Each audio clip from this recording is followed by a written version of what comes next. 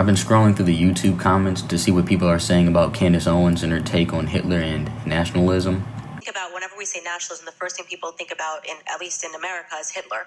You know, he was a National Socialist, but if Hitler just wanted to make Germany great and have things run well, okay, fine.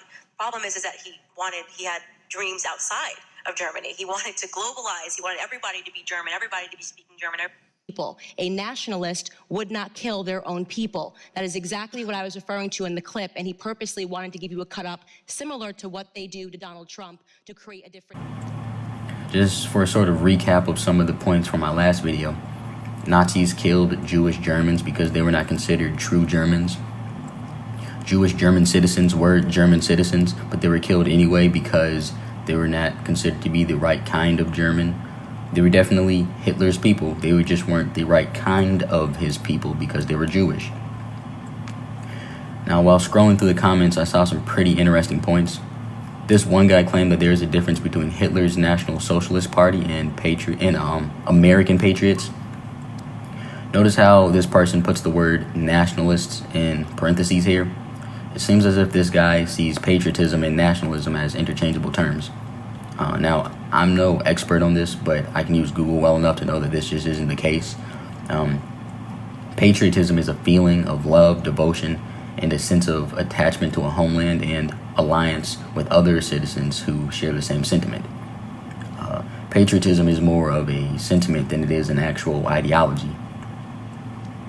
Nationalism is a political, social, and economic ideology and movement characterized by the promotion of the interest of a particular nation, especially with the aim of gaining and maintaining a nation's sovereignty over its homeland. The defining characteristics are self-determinism, which is an emphasis on self-reliance, free from outside influence, the nation as the natural and ideal basis for polity, the nation as the only rightful source for political power, and an aim to build and maintain a single national identity to promote a national sense of solidarity and unity. Now, this sense of solidarity could be based on culture, language, religion, politics, a belief in a shared singular identity. It could be anything, really. Now, when I pointed out that these are not the same terms to this person, they then made the claim that American nationalism is somehow special and unlike any sort of nationalism that's ever been seen before, I guess. I've also noticed this sentiment being expressed by other commenters. Just look at this guy right here. He makes the claim that American nationalism is racially inclusive by nature of our melting pot society. American nationalism is bigger than politics, apparently. It's also bigger than race and ethnicity, and it's unique. Now, all this sounds nice, but is it true, though? The thing is, America really isn't a melting pot. It's more of a salad bar or a buffet. American cities that have more diversity tend to be highly segregated. And honestly, most ethnicities do not normally interact outside of professional or commercial context. So let's keep it real here. We're not a melting pot. Also, America is not so unified that an ethnocentric brand of nationalism is somehow beyond us. Now, in America, nationalism is overwhelmingly supported by people with right-wing views. The word might as well be a curse word in many left-leaning circles. It should also be noted that the other guy used this quote from Candace Owens and Charlie Kirk that we are against identity politics in favor of free speech. Now, this is what such a high-profile proponent of nationalism advocates for. Then this absolutely is a movement grounded in politics, and it is also a movement grounded in a particular ideology. There's nothing apolitical about American nationalism if this is what these people are advocating for.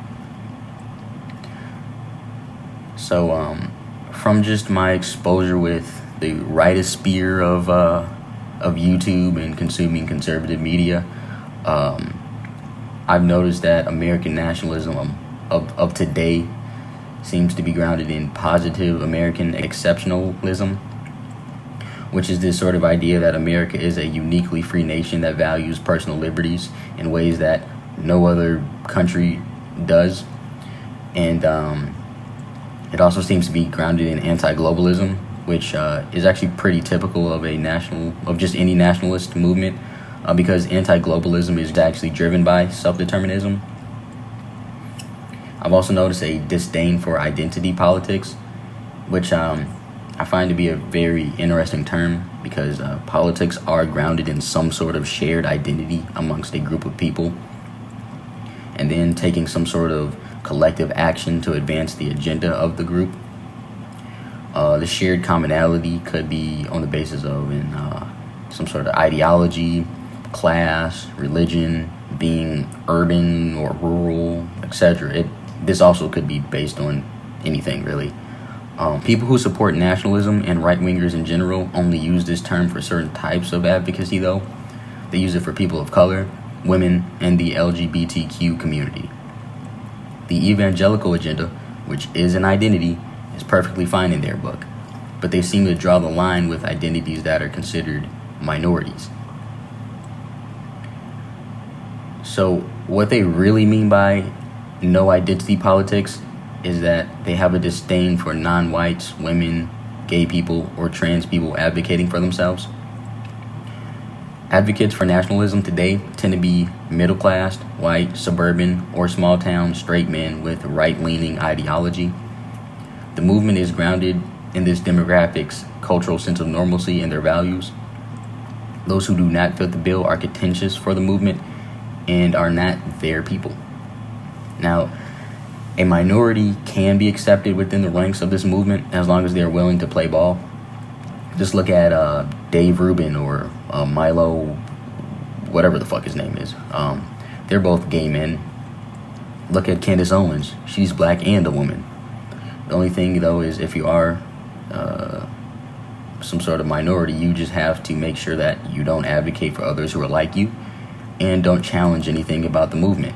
Just be a good boy or girl or whatever, So nationalism, in the sense Candace Owens and Charlie Kirk advocate for, is a reactionary, anti-progressive movement. It is a movement that values the interest and personal liberty of a very specific demographic over all other groups. So let's not pretend that this movement has everyone's best interest in mind. It really doesn't.